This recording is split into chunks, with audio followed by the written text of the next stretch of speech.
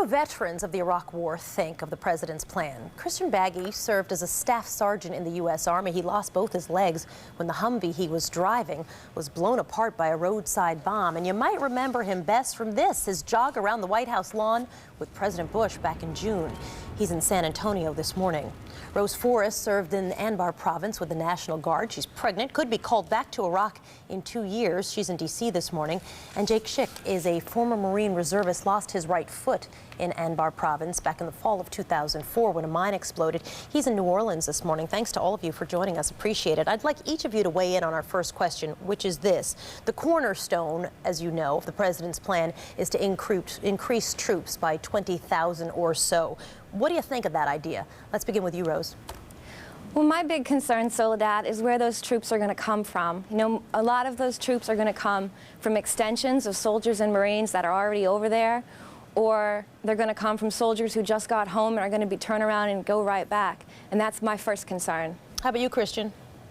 You know, I have to just say that, you know, I've always supported the president. I've always wanted to believe that it's going to work. And this time, I don't think it's going to work.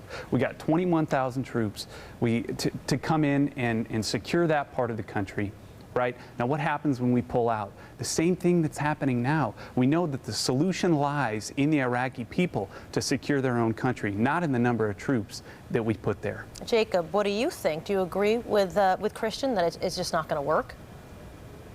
I absolutely agree. I agree with Christian.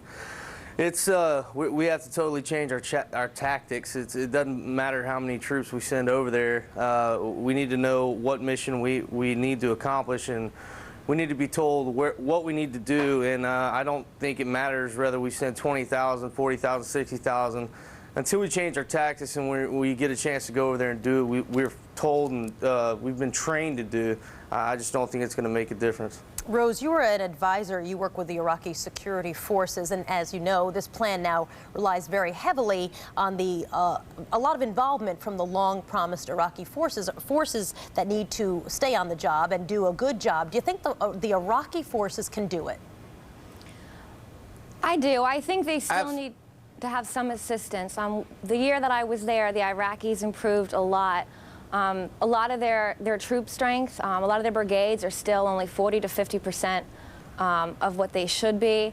They still have a lot of logistical problems, moving troops, supplying troops, medical attention for troops.